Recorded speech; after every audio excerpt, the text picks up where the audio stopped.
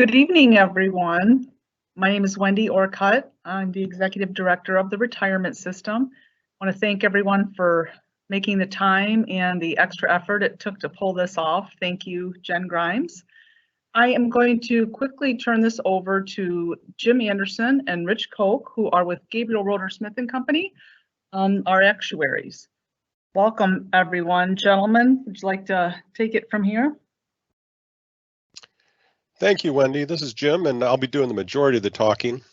I have a real soft spot in my heart for Ann Arbor, having spent 13 years living in your great city. As I pursued my degree in actuarial science, it didn't take me 13 years. It did take my wife 13 years to get her doctorate in psychology. So we're going to review today from GRS, Rich and I from GRS, to talk to you about the Ann Arbor retirement system as well as retiree healthcare benefit plan. And Jen, if we can start on the next slide.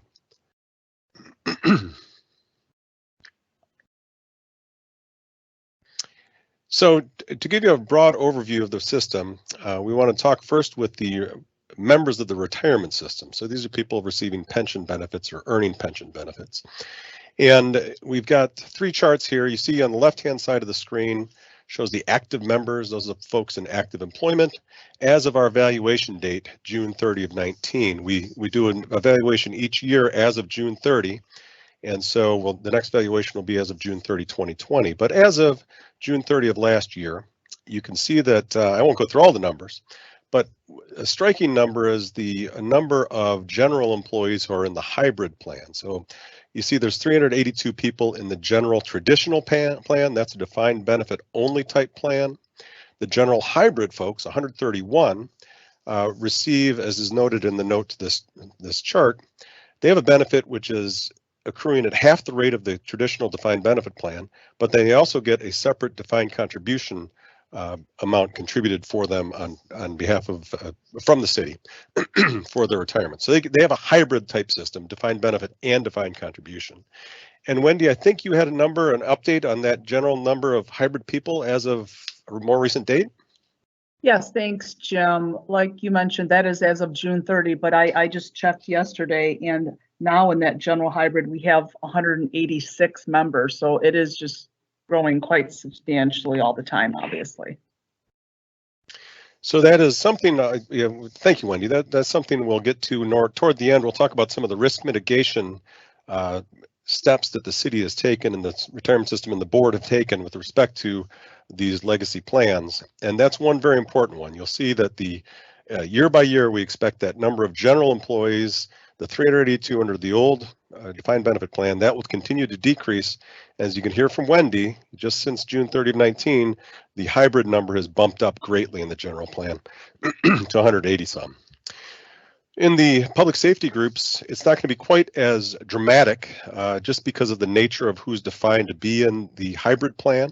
So that we expect to really be maintaining more folks in the traditional plan, fewer in the hybrid. You see there's one each in the police and fire as of this valuation date, and we don't expect that to grow in any serious way.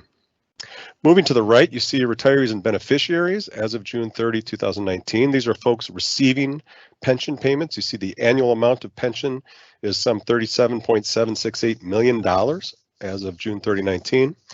And the other number that'll jump out to you is we have 1,081 retirees and beneficiaries. And some pension boards and folks who are interested in pension plans get a little concerned when we've got 1,000 retirees and 700 active members. And I'm here to tell you that's a expected result of a system like Ann Arbor that's been around for a long time. We're going to become more and more mature as a plan. We won't have as many actives per retiree, but we've accumulated a lot of assets over the years. And over time, we expect that the benefits for these retirees and beneficiaries will largely be paid from investment income. Usually most systems look to get anywhere between 2/3 and 3/4 of these pension benefit payments paid by investment income. And that's why we have the defined benefit plan that we have. The lower right is talking about inactive members who are eligible for deferred benefits. So these are people who used to work for the city, are vested in a benefit, and they're not retired yet. So they're kind of in no man's land as we go along, but we keep track of them as well for purposes of our valuation. Jen, if we could move to slide 3.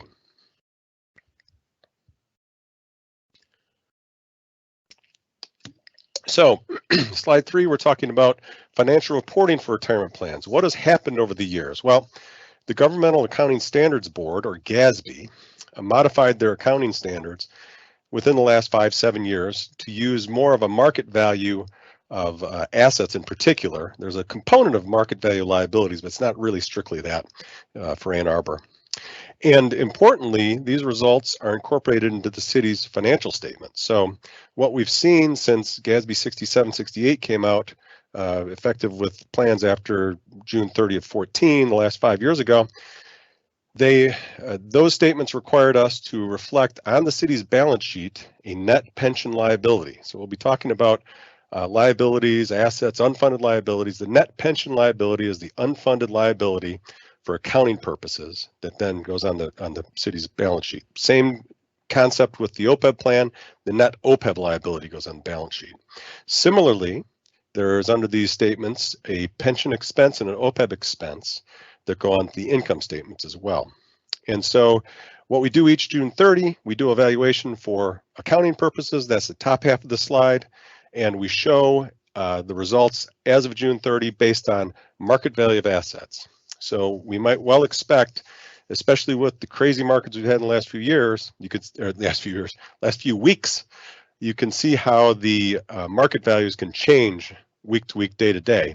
And so as of June 30, there's a real volatility possibility for pension plans or retirement medical plans with respect to the assets because it's the market value on that date.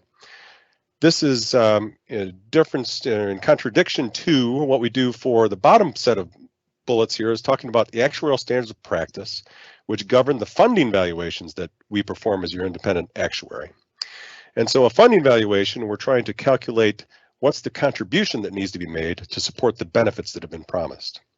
And so that's basically our second bullet point, but importantly, the third bullet point, in these valuations for funding purposes, the city of Ann Arbor, like 99.9% of other public sector employee retirement systems, uses averages of asset values to determine contributions. So you don't have the same volatility due to assets in the pension funding valuation. It's muted a bit because experience that differs from our 7% assumption is phased in over 5 years. Jen, next slide, please.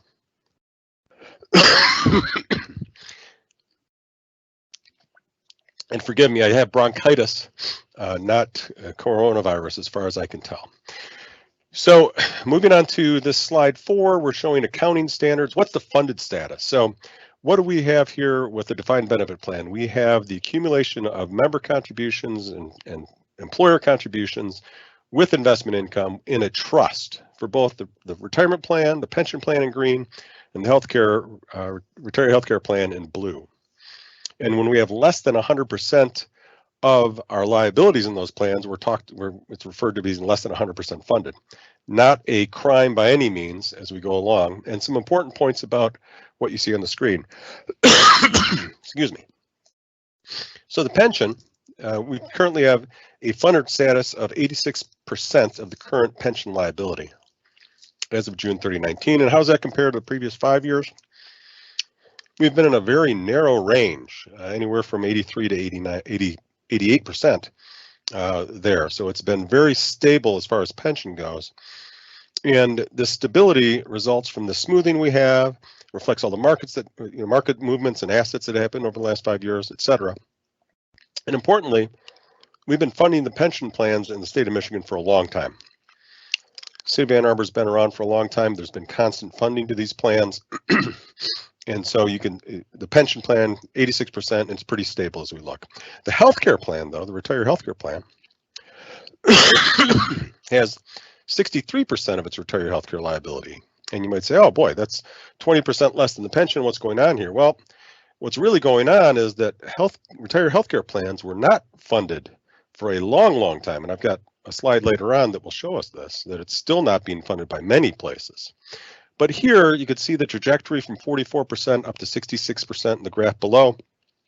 There's been a real bump up in the funding of the retiree healthcare plan in Ann Arbor. And that's for a number of reasons, but primary among those is the funding policy that has really, really accelerated contributions into the retiree healthcare plan. And you can see it there in the trend in the funded status. Jen, next slide. So why is the actuary virtually here tonight? I was really hoping to be in Ann Arbor tonight, but I'm here by phone. Well, we're here because we take, and in a mathematical way, we combine the people who work for the city, retire from the city, the benefits that they've earned, and the assumptions that we make about how they go through their active employment, how they live in retirement, how they eventually pass away, how the benefits are earned and received. We combine that all with the asset information of the trust to produce an actuarial valuation. So we're taking all the 700 active members, all 1,000 retired members, we're mixing them all together with our assumptions, projecting out in the future, and bringing everything back to today. So we have a digestible tidbit of information for decision makers at the board and the city level. And what is digestible from all this is we come up with an employer contribution amount, this funded status we've talked about, an unfunded accrued liability, and also those three combine to help us see how we stand with respect to our funding plan. Ann Arbor has a particular funding plan for both the pension plan and the retiree healthcare plan, which is part of their good governance. On to the next slide, please, Jennifer. So you can't invite an actuary to talk or a mathematician to talk about your numbers without them bringing in letters. Anybody who studied math knows you eventually get to a point where it's all letters. Well, here's the most important letters for financing a retirement program. We got our contribution C plus our investment income I. Those are the sources of income that go into the trust that ultimately pay the benefits B and the expenses E of the plan. The expenses is usually a very small component of this equation.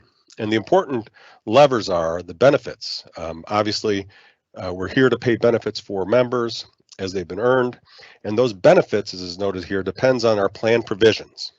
And we'll talk a bit about the risk mitigation that was taken by City of Ann Arbor, like most all the other public sector plans after the Great Recession. But we have plan provisions, the benefits we promise to folks. And what happens in the end with benefits? Those benefits provisions get applied, and then people earn the benefits, and then they live as long as they're going to live and receive the benefits, and sometimes pass that on to a survivor in terms of a form of payment, a benefit payment to a survivor. So the benefits are the big thing here. And what we have here, if we were shifting real quick to Social Security as a concept, if we're talking about Social Security, we wouldn't have any I there. It would really be pay as you go. The contributions, we're paying contributions as the benefits pay-go, as they're earned, as they're being paid out. So that's the key point here, is that we've got this corpus that's been, and we'll talk about in the next page, that's been accumulated over the years, and we'll throw off this investment income to pay for part of the benefits. Ultimately, our contributions in the short run, you can look at actuarial assumptions and cost method, and that might have some short-term impact on the contributions, but ultimately, we're looking at a contribution that really depends on what our trust earns from investment income and how those benefits get paid out for people in the future. And that's why it's really critically important to stay on top of the assumptions as the city and the board have done through the years. And I think we'll talk about that in the coming slide. Next slide, please, Jen. So finally, some numbers. Here are the valuation highlights for the retirement system and the VEBA for the fiscal year ending June 30 of 19. So going down the middle column first, the employees retirement system, we had an actuarial value of assets of some $513,611,000 as of June 30 of 19. And again, that's a smoothed value. So that's not the market value. It's relatively close to market value on that date just by chance, but it reflects the gains and losses that have occurred over the years. So some 513 million of assets compared to our total accrued liability. That's the benefits earned to date by active members, by deferred members. It's the benefits and payment status for retirement folks. Some 601,109,000. You do simple math, you get the unfunded accrued liability, 87,498,000. Now it's important to remember we do not need to pay that 87 million. My apologies. We don't need to pay that 87 million today. In fact, we take a portion of that we amortize that over a 22-year period, and we get a portion of that, making a payment toward that unfunded accrued liability. And I'll talk about that in a second as one of the real advantages I see for Ann Arbor, the way that you amortize that unfunded accrued liability. So you get a portion of the $87 million that you pay, and you also pay the amount for benefits accruing during the year for our active members. You add those together, and you get $15,251,000 is our contribution for the fiscal year ending 2021. So the contribution year starting July 1 of this year, ending June 30 of 2021. The other easily calculated stat from this chart, you can see we're 85% funded on this funding value basis at this point. Again, relatively close to our accounting measure. And ultimately in the report, we do a projection to see when will you attain 100% funding status, and our projection says 2039. As we look at the markets that have, how we've had the markets impact us the last few weeks, I would think that that year might stay the same, but the contributions could be a lot higher, quite frankly. And I would imagine for the retiree healthcare, when we get to that one, it'll be a few years out from there even as we go forward with respect to attaining 100% funding status. We will take a hit to funded status, even with some bounce back by June 30, and it's not even clear if that's going to happen as we go forward. Moving to retiree healthcare plan, you see our value of assets in that plan is some $186,568,000. So a fair amount of assets have been built up in relatively short time for that plan. Compares to our total accrued liability, $282,357,000. Our unfunded liability for retiree healthcare plan, $95,789,000. Again, by the same mechanisms, we take a portion of that, we amortize that, we pay a portion of that, pay for the accrual of benefits. We come up with a number that's actually below the 16,878. As I mentioned, the city has a funding policy and a funding plan, which in this case for the retiree healthcare plan, this valuation served to have us have a than we otherwise would have just by doing the straight actuarial calculation. Again, that's part of the reason we've seen that bump up in funded status for the retiree healthcare plan to 66% as of June 30, 19. Jen, can you move me to the next, please?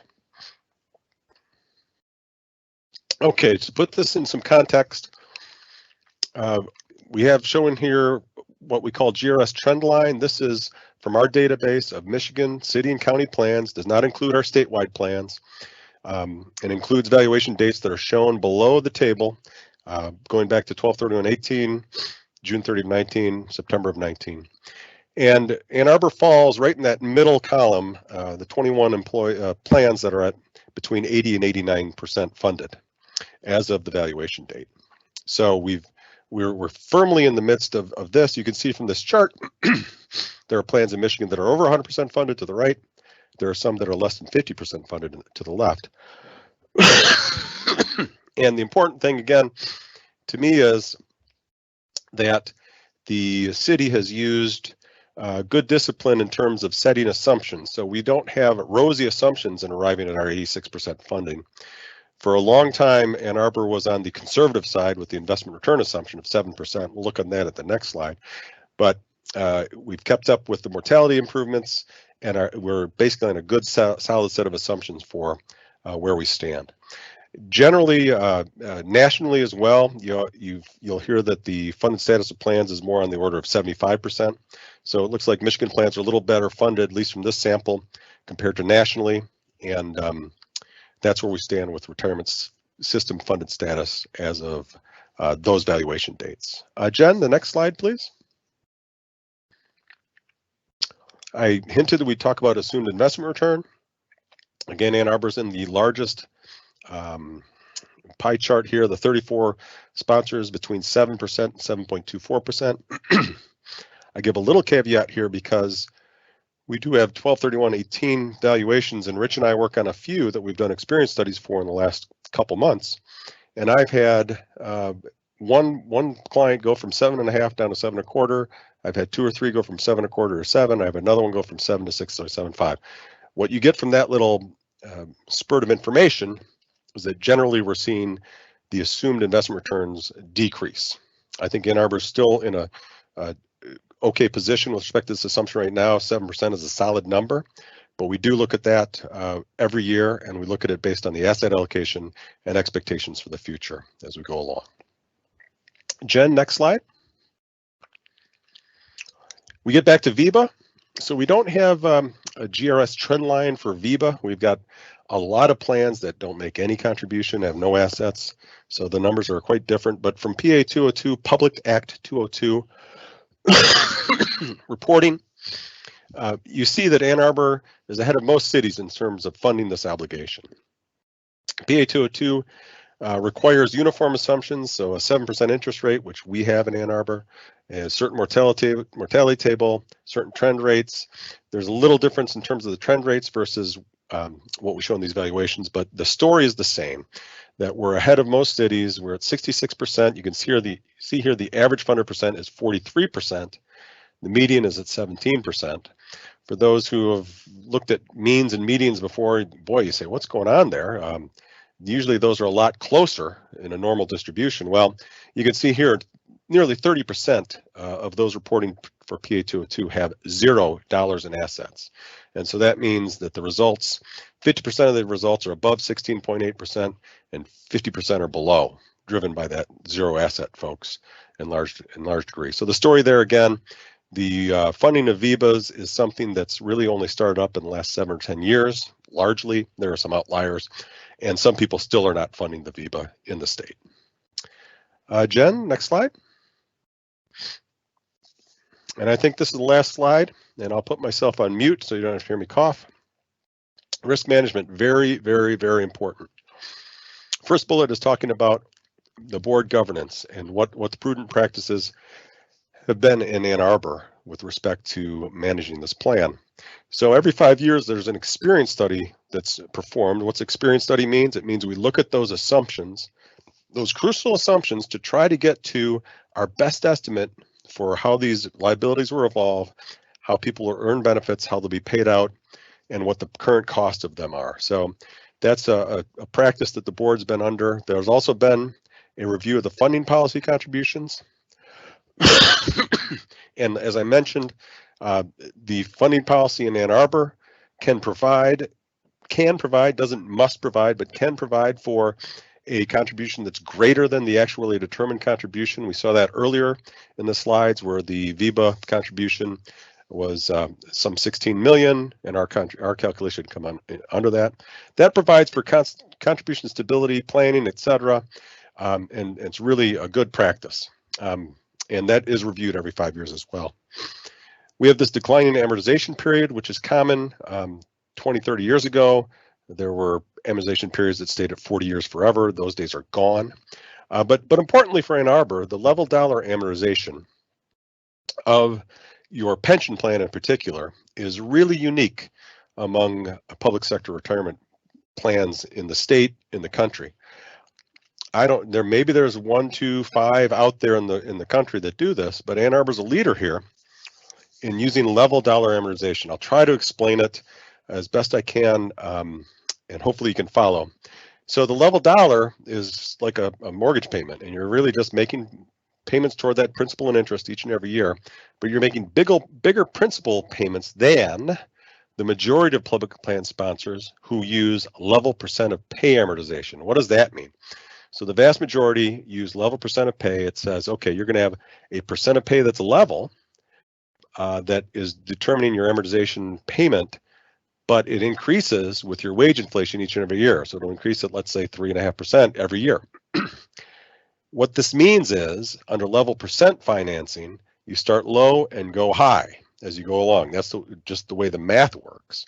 Whereas Ann Arbor is starting at a higher level already and making more progress towards that unfunded accrued liability. So just a note that is unique to Ann Arbor. Second bullet is talking about the action taken to address the liability growth and risk. Certainly, every plan, every state plan, and nearly all plans in response to the Great Recession took action to provide new benefit tiers. And in Ann Arbor, the dual plan approach It gives us a new tier for those post-16 hires for the retirement system. As we saw earlier, they're growing up to 131 people as of June 30. They're growing to 180 as of current date in terms of the members getting these benefits, that they receive a lower defined benefit and then they receive a separate defined contribution. This means that we'll have more stability with respect to contributions and reductions in contributions as more and more of those people hire in relative to the historical benefits. So that's a step that's been taken to address the liability growth and risk in the defined benefit plan, the pension plan, and the VEBA also has a new benefit tier for all folks after hired after the dates show. So that's the sum of my comments. The bottom line is that the plan is being well managed. It has thoughtful guidance from the board and the city.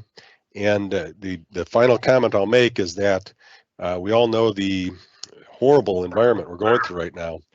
And we expect to be able to ride that out as well. And there'll be actions taken to address that as we go forward and see how this all shakes out at June 30th, 2020. And with that, I'll pass it on to Wendy. Jen, thank you so much for powering through. I hope you're feeling better soon. And Jen, you already advanced the slide, so thank you so much. Everyone, obviously, the majority of this presentation was actuarial in nature, but the board and myself, we did want to share just a couple high-level highlights regarding the investments in the system. So this information was provided by Makita. Makita is the system's investment consultant based in Boston.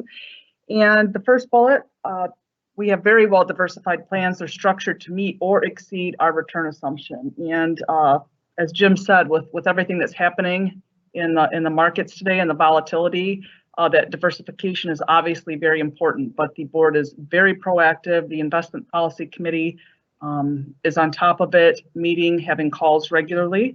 The second bullet point, the board does also invest in a private market strategy. That's one of the things many public sector plans are investing in to increase your chances of hitting that target return. The third bullet, very important as well. The system has a low cost management structure. We pay approximately some 25 to 30 basis points for reference. The average for mid to large pension funds is about 40 to 45 basis points. So we are really in the top percentile for having the lowest the fees. And just recently, at the last board meeting, the board did approve an investment in a global renewable power fund, which is dealing with infrastructure and obviously a bit more of a green eco focus. That's really the end of my comments tonight. Obviously, we can't field questions, but we certainly look forward to answering any additional questions that council may have. Thank you.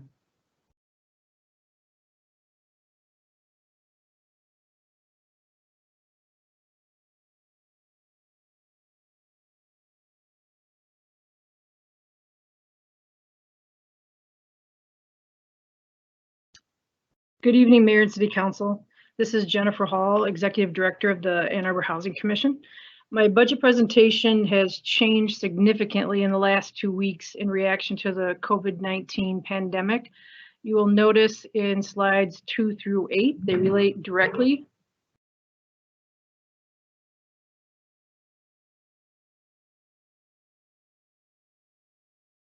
Jen, I'm getting a message that something went wrong.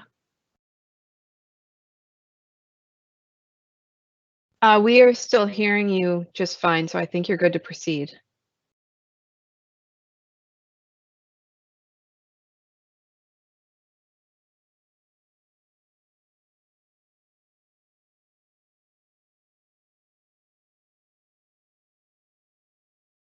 Jen, can you hear me? We can. Can you hear us? Yes. Okay, we can hear you okay, so you should be good to proceed. Okay, great, thank you. The combination of Governor Whitmer's executive order to suspend activities that are not necessary to sustain or protect life and the city's suspension of non-essential activities in order to work from home does have a significant impact on how we do our operations.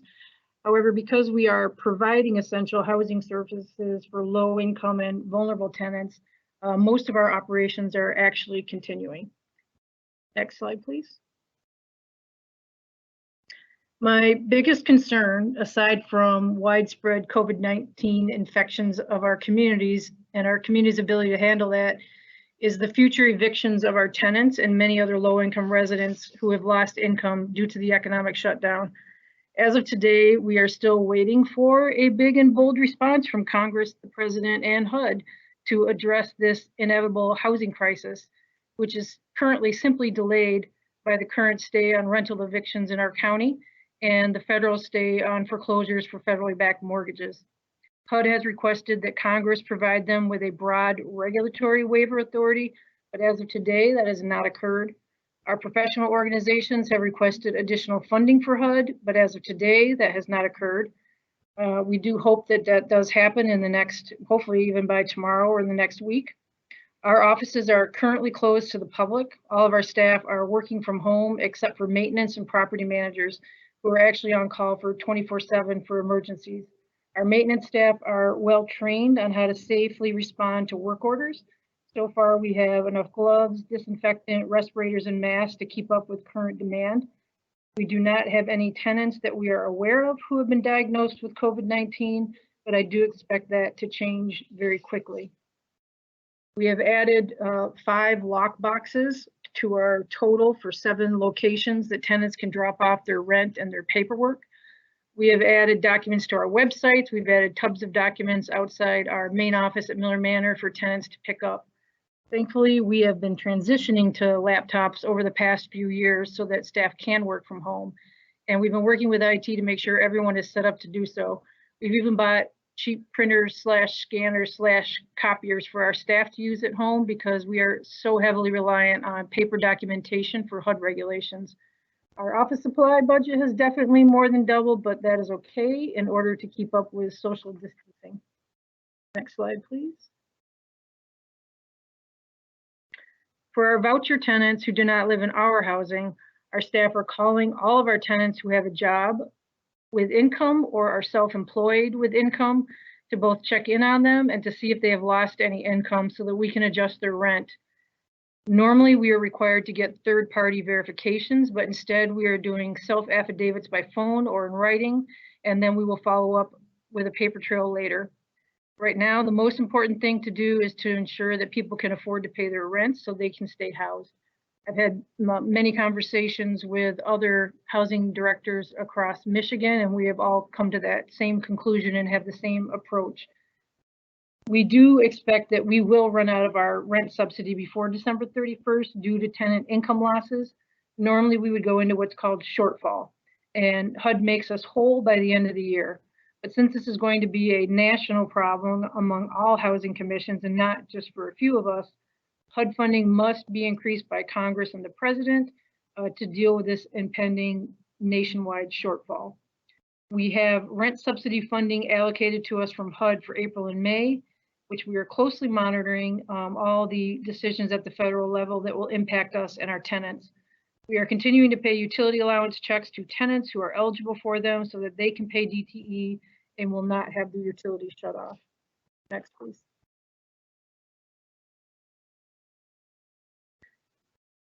There are some functions that we are discontinuing, such as pulling new people from our wait list.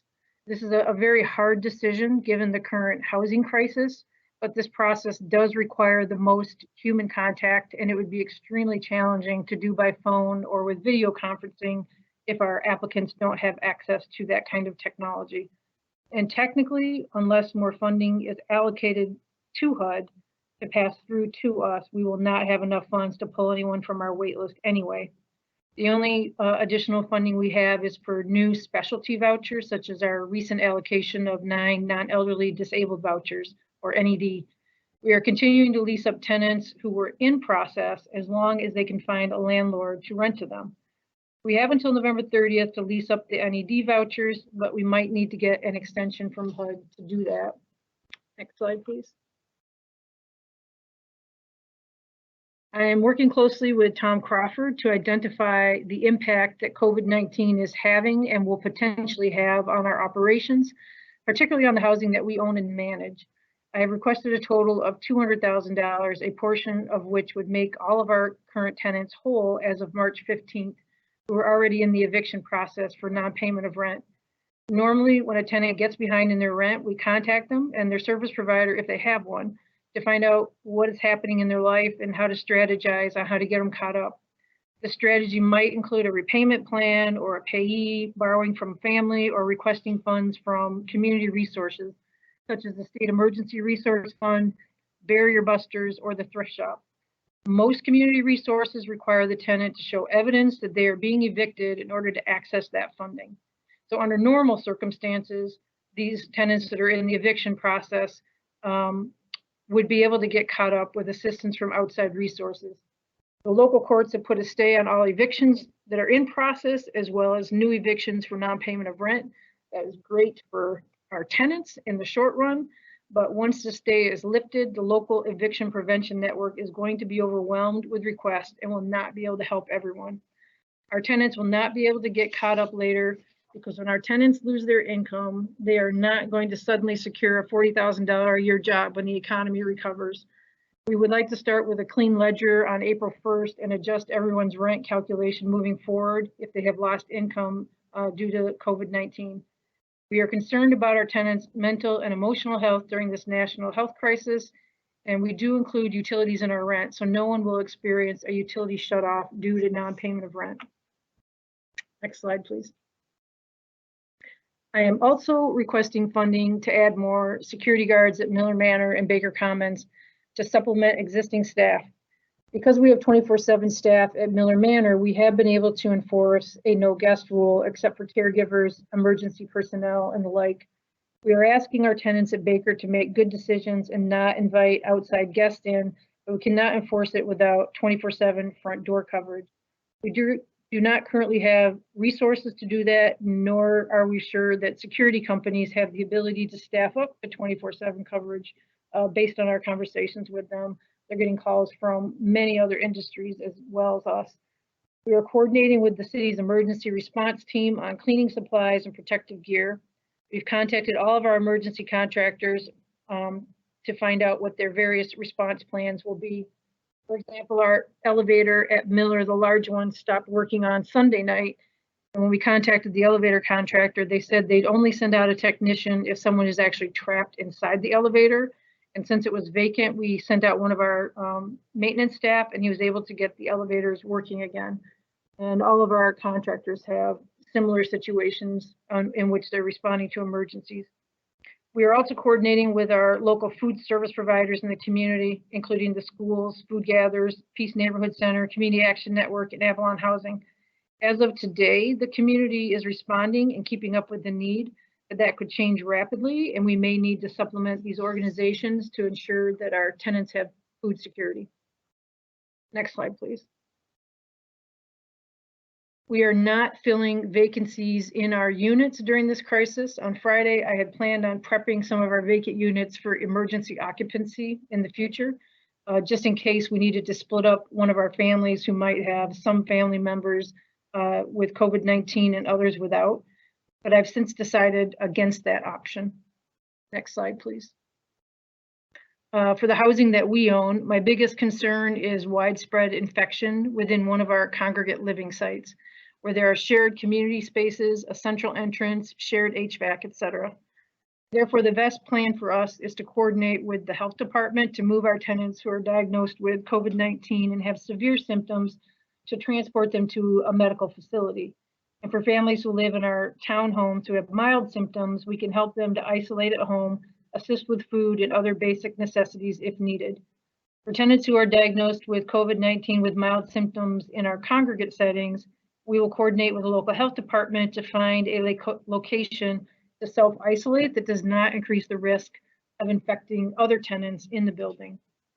If the hospitals get overwhelmed and we have very ill tenants that have to shelter in place, especially in our congregate settings, we will need all available resources and personnel and supplies to help deal with a crisis of that magnitude. I hope that does not happen. I'm not gonna lie, these past 10 days have been very stressful, but my staff have been incredibly thoughtful and flexible to come up with new work processes on short notice. They understand the challenges our tenants face every day and how important it is to keep our tenants housed. Tom Crawford has been very supportive, as well as other city staff in IT and emergency services. I feel comfortable today with what our response is, and I'm just trying to prepare for what we will do if we get a lot of tenants and/or staff who become ill. I want to thank the mayor and city council for your support as well. Next slide, please. Now I'm at my original budget that presentation that I put together. I'm going to try to whip through this because honestly, nothing is more important right now than focusing on the COVID-19 response. This slide just illustrates the changing financial position of the Housing Commission due to our public housing RAD conversion that started in 2015. This includes all of our main operating revenue sources. It does not include the $66 million in capital funds we raised for development under RAD. The city's general fund cash contribution is in brown. It's at the very top of each stack, and that's what the numbers indicate. This does not include IT support from the city. The significant increase in 2020 and continued into 2021 is related to new supportive service and mental health funding in the budget. Next slide, please. If you take a look at this, this is just our voucher funding for all of our different kinds of vouchers. And you can see that the voucher rent subsidy was about 8.5 million at its lowest in 2013 and is projected to grow to 15.4 million in 2021, which is an 82% increase. Unfortunately, the administrative fees have not increased by the same ratio. Administrative fees were $852,000 at their lowest in 2008 and are expected to increase to about 1.26 million in 2021, which is a 44% increase. This continues to be a chronically underfunded HUD program on the administrative side, and we continue to request about $100,000 to $150,000 a year in operating support from the city for the voucher programs, which I think is a pretty good deal for the city if you think about it as a federal program that requires less than 1% local matching funds. Next slide, please. This is the most important slide related to our operations. It shows the tremendous progress and financial stabilization of the properties that we own and manage. Between 2008 and 2015, we had 355 public housing units. We started converting those units in 2015, which is why you see a significant dip in 2015 while we renovated over 200 vacant apartments. We will be done converting all our entire portfolio in 2021. We will have increased our units by 57 for a total of 412. And once our properties that are currently under construction are occupied, this side of the operations will be self-sufficient. Next slide, please. For the fiscal 21 budget, I'm requesting $160,000 in reoccurring general funds on the left side. On the right side, the $535,000 in mental health supportive services are pass-through funds to our nonprofit on-site service providers. $140,000 is new funding related to the continued process of developing city-owned properties as affordable housing. $250,000 is for accessibility and sustainability development improvements at Swift Lane. Finally, $315,000 in acquisition funding is related to the closed session property acquisition you have been discussing, which is the balance of the funds that we would have gone into the Ann Arbor Housing Funds. If that project does not close for some reason, I will bring back a resolution to City Council to move those funds to the Ann Arbor Housing Fund to use on another project. I'm also requesting an additional FTE for Director of Operations in the affordable housing side of our program. This position will take on all the oversight and management of all the many regulations and funder requirements for these properties. They will supervise all the property management staff and coordinate all of our various service providers. This position would be paid for by our property operating revenue, and it will enable me to focus on doing new housing development. Next slide, please. This next slide is just a reminder of who all our partners are and what they're doing with the mental health and supportive service funding. Next slide, please. This is just a reminder of where we're at and where we're going and what's in the pipeline for affordable housing units.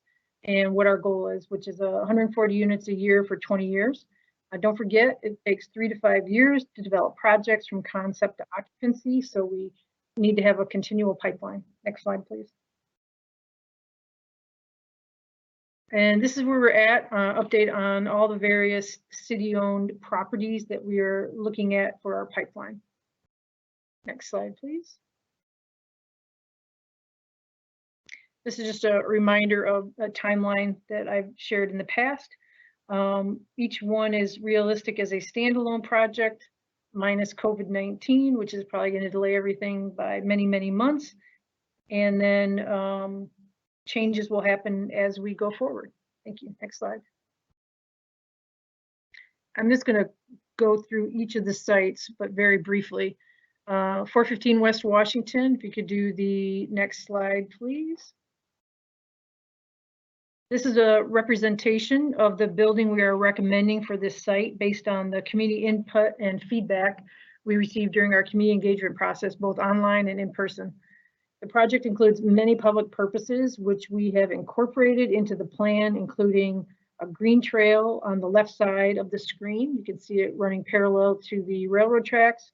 The preservation of the chimney in the center of the slide for the chimney swift habitat, as well as assuming that there will be cleanup of the brownfield contamination on the site, of which we do not know specifically the amount and the type yet.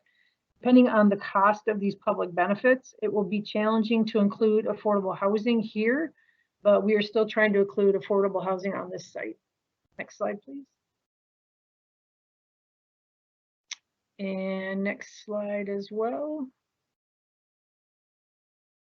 This is the proposed design for 350 South 5th based on community feedback as well. This site, more than any other site, definitely had a community support for affordable housing and for a high density building. So we are recommending that both 415 West Washington and 350 South 5th move toward the pre-entitlement process. Next slide. For Catherine and 4th lot, we are recommending this be added to the community engagement process for some other sites that we would like to start. Next slide.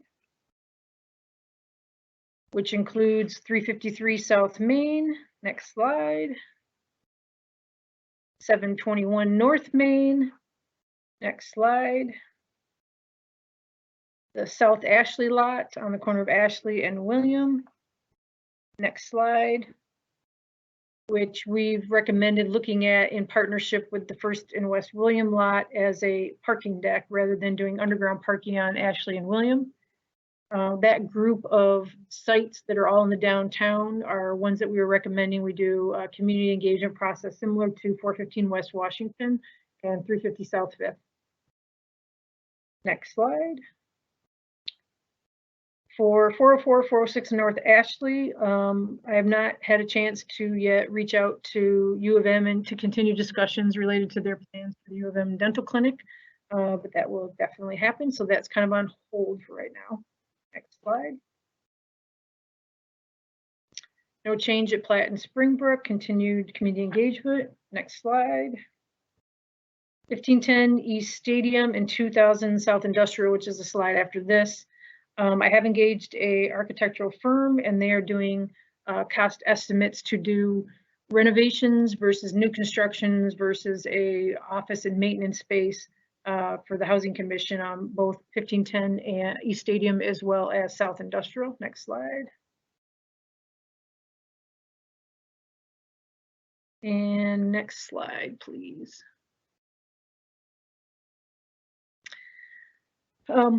In March, the DDA approved funding to continue the community engagement process for these downtown sites, including a downtown parking study, a downtown housing market analysis, and they're also working with us on infrastructure planning around redevelopment of these sites.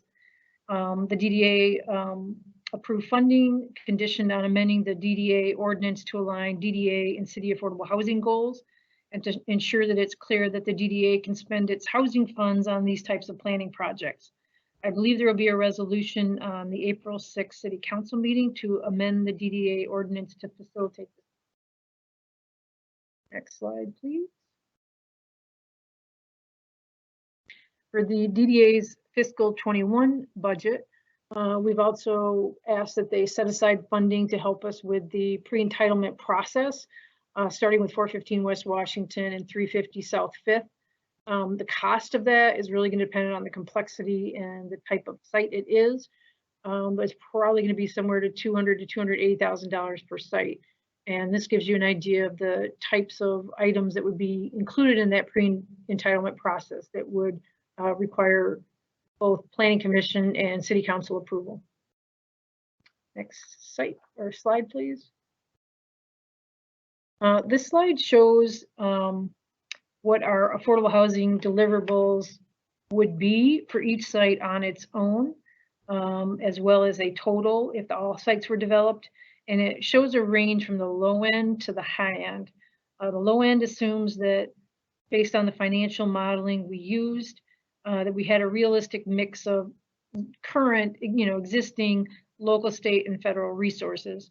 Whereas on the high end, we assume that in addition to current local resources, we would have a need for additional significant amount of local resources to get it to the high end above what is existing in the Affordable Housing Fund, the DDA Housing Fund, Brownfield grants, and local block grant and home funds. Next slide, please. To sum that up, our next steps will be resolutions at April 6th and/or April 20th council meetings related to the DDA pre-entitlement process for 350 South 5th and 415 West Washington.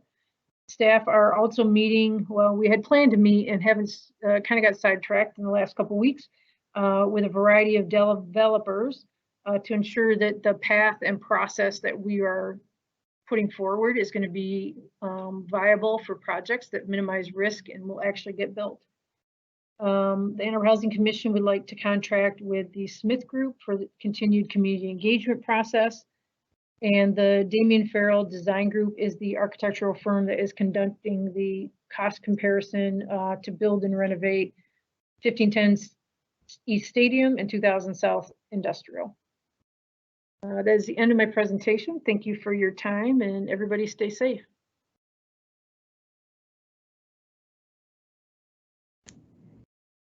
Switching gears, thank you very much. My name is Susan Pale, and with me is my colleague Sarah McCallum. She is our accounting manager and our deputy director. And next slide, please. We look forward to presenting information of our fiscal 21 budget, talk a little bit about the projects. I want to make a note to start with that the budget was assembled earlier this year before COVID-19. With this crisis, we recognize that the revenue assumptions, in particular our parking revenue assumptions, are definitely going to change. We're going to monitor those revenues in the coming months, and we'll work with Tom Crawford as we come to understand the impacts, as this will also affect the percentage of revenues coming to the city. And we also understand that we're going to need to adjust the expenditures in the parking system as well. And just to give you a sense of impact, on a normal month, were we not in this situation off street, if the cashiers were still in the garages, typically the DDA was receiving about $770,000 a month. Over the last couple of weeks, we've had the cashiers removed as a way to help our community limit exposure to COVID-19. So there's $770,000 per month that we have to consider that will be affected, will be lost. We're also looking at on-street as being very soft. Just to give you a sense, in a typical month, we were seeing about $560,000 generated from the on-street meters. That, of course, will change as well. So again, we'll be monitoring this, and we'll be working with Tom Crawford to ensure that the city's informed as we are informed about the impacts to the parking system. Next slide. A note is the DDA takes on projects that are multi-year. So tonight's presentation, we'll be talking a little bit about some of the projects we currently have underway. We also want to make a note that the work that we take on is pursued in support of important city goals. This includes a commitment to Vision Zero, sustainability, affordable housing, and infrastructure. Next page. Next slide. The design of the projects are also aimed at supporting community goals of economic vitality, transportation, active living, and more. Next slide. And a lot of the DDA projects fall under the major heading of people-friendly streets. These are projects that are aimed at supporting downtown businesses. We are working with a design that encourages the community to come downtown and celebrate, and that we work to promote green design. But most importantly, the heading for all of them is that these projects are aimed at improving safety and comfort for everybody, no matter what mode of transportation is used.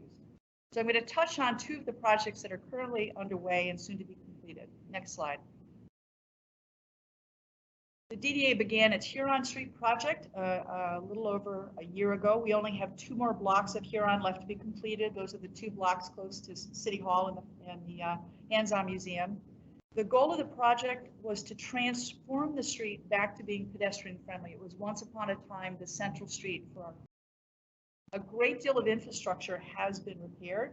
Since we've taken this on, approximately 10 blocks of new sidewalks have been installed. We've installed city conduit. There are 100 new city-owned LED streetlights and more than 100 new street trees that were planted in these expanded planters so we can encourage their growth. We are also working in partnership with the city, next slide, on working with MDOT on pedestrian-aimed improvements. Our goal is to, as I said, return the street to being a people-friendly street. 2 of the things that have happened since the project began, MDOT has approved a new left turn signal on 5th, and we've also received recently word that a new signal at 3rd and Chapin will be approved to replace the Hawk signal. Next slide. The William Street project is just about done. It was a partnership between the DDA and the city. We did a lot of infrastructure, but as important as anything, it was our community's first on-street protected bikeway. We're very proud of that and thank the city for its involvement. Next slide. First and Ashley Street project is slated to begin this spring. It's a partnership with the city. Together with the city, the DDA will tackle a great deal of infrastructure. Our work will include consolidating dual water mains, improving the condition of the Allen Creek watershed, and installing IT conduit. The project is also going to include the removal of DTE overhead streetlights and installing instead city-owned pedestrian streetlights. This will bring 7 blocks of streets to be in compliance with current lighting standards, and it will allow the city to respond to outages. As importantly, it will also replace high-pressure sodium lights with energy-saving LEDs. Next slide. As with our other people-friendly streets projects, the design of First and Ashley is aimed at improving safety, in particular for pedestrians and bicyclists. An important component will be the installation of the city's 2nd protected bikeway.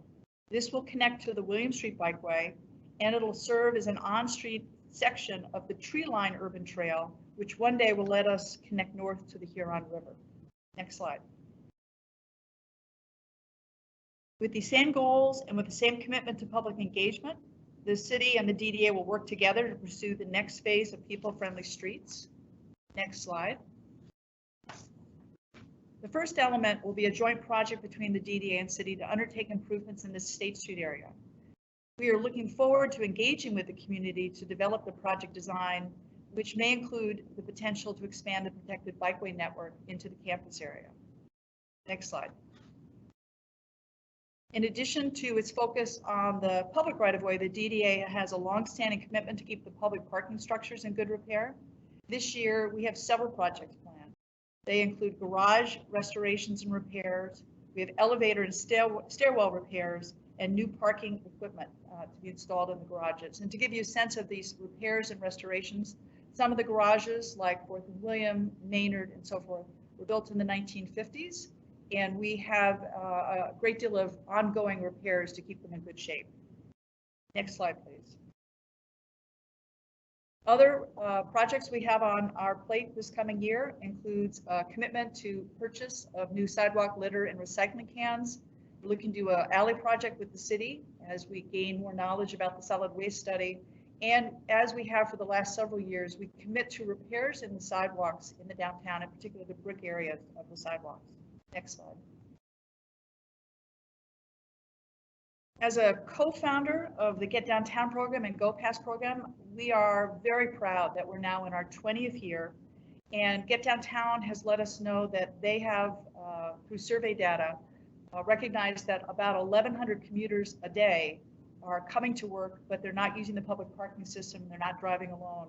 This is a significant success that we're all very proud of and look forward to seeing increase in the future.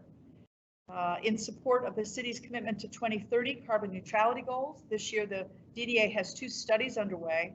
The first is looking at the electrical capacity in the garages with a goal of adding more EV, electric vehicle chargers. And we're also going to assess what it would cost to add even more electricity to the garages so we can add the maximum number of EVs. The second study will be looking at the lighting inside the garages and help us with recommendations on how to reduce energy consumption. Given City Council's vote not to pursue the Ann Ashley Garage, the DDA set aside these funds to purchase and install the capital improvement recommendations that will come from these 2 studies. Next slide. In 2016, we also look forward to continuing our support for downtown events. We are looking forward to continuing with the holiday tree lighting.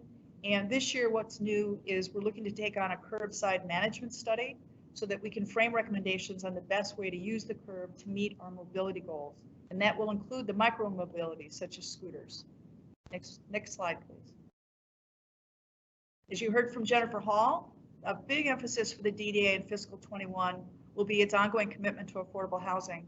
We have over $1 million planned in our fiscal 21 budget in support of the redevelopment of downtown city properties for affordable housing. Next slide, please. Also planned this year are additional grants to the city for streetlights and for the Court Police Municipal Building, as well as a transfer of parking revenues to the city.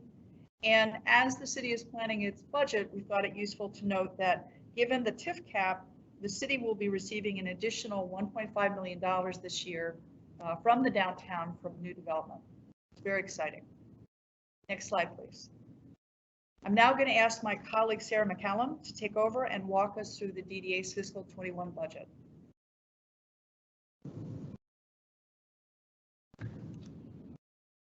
Good evening, everyone.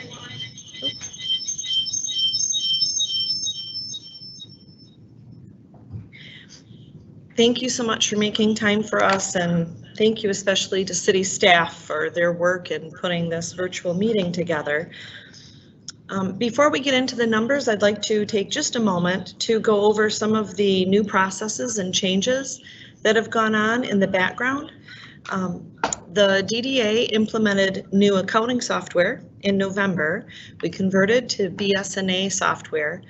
They're an excellent company out of Bath, Michigan. They provide accounting solutions to over 90% of the government units in the state of Michigan. The city uses their software for both their tax and assessing modules.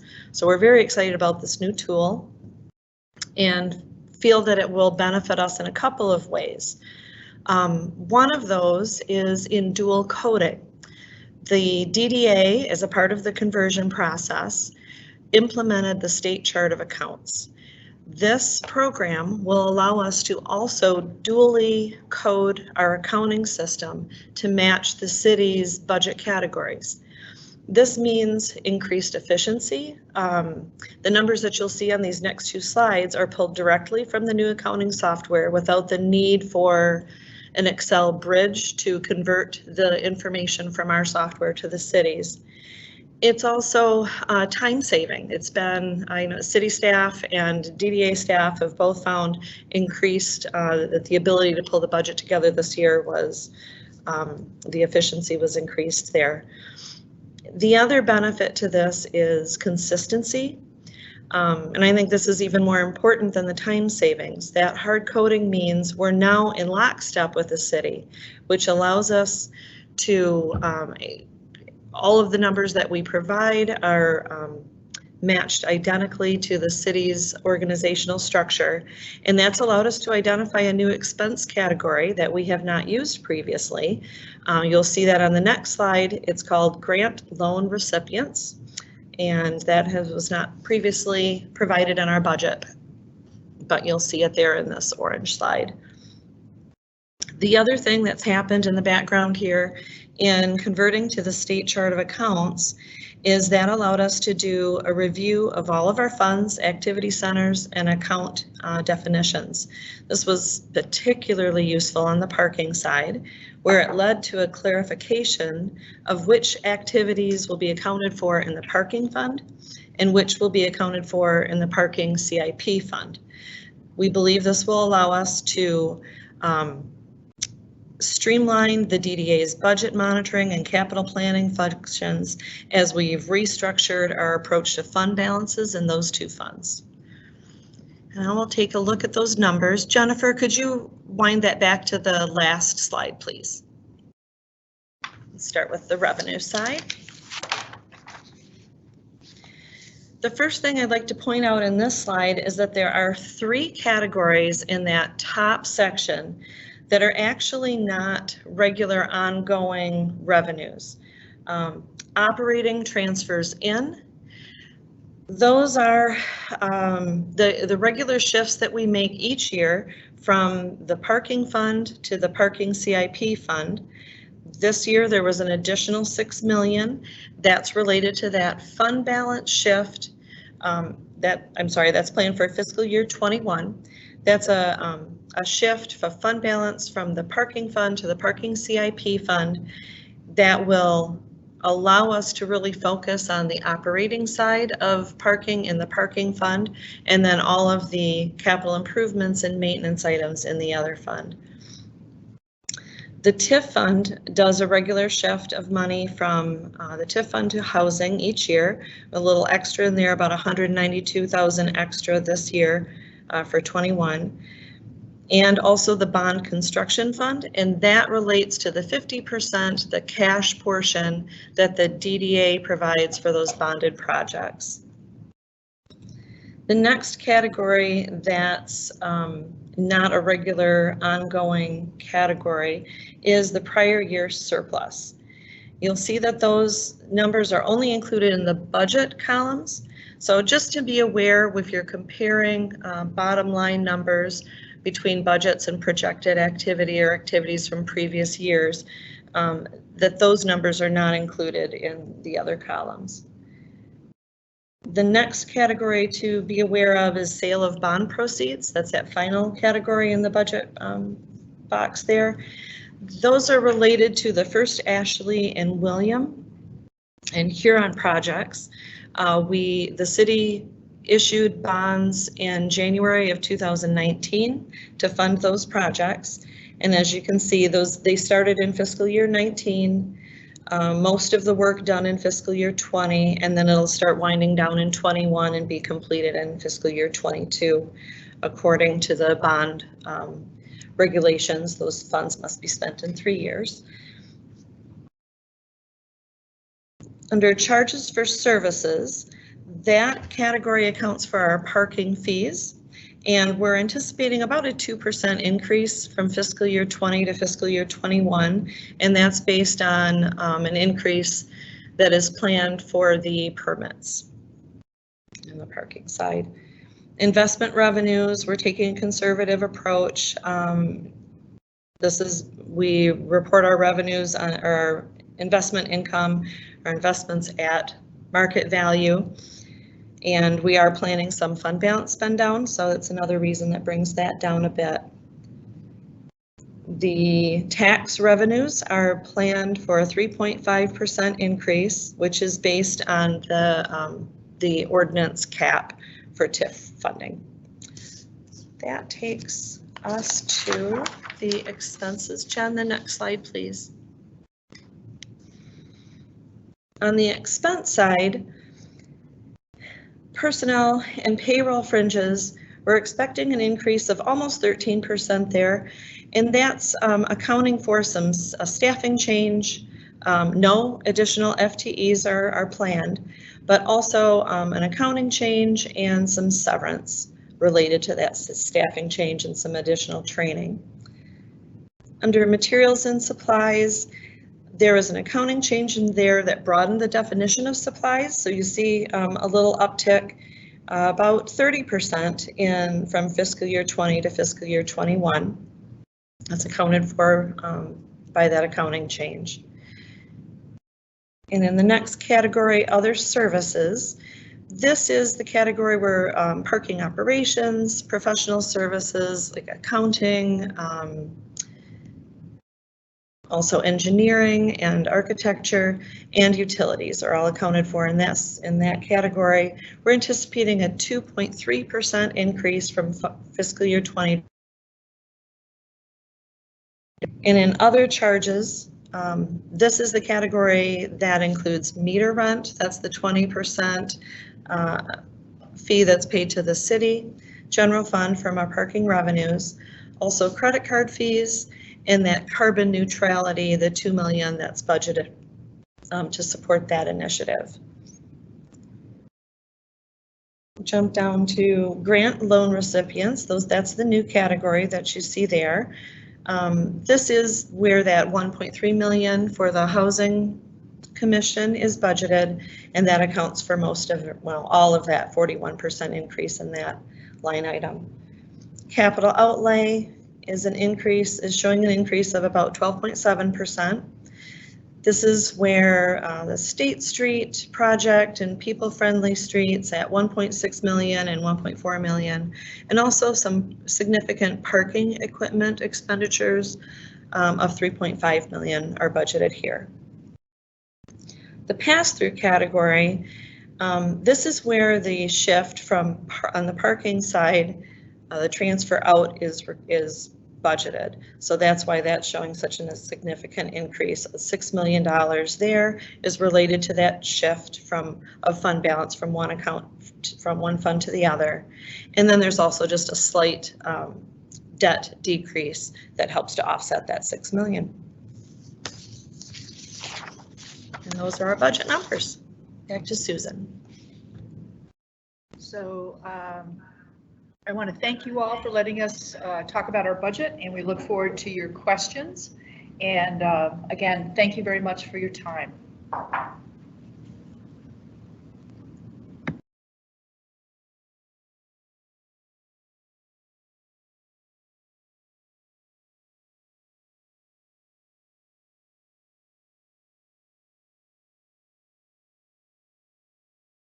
And at this time, I believe that should end our presentation for this evening.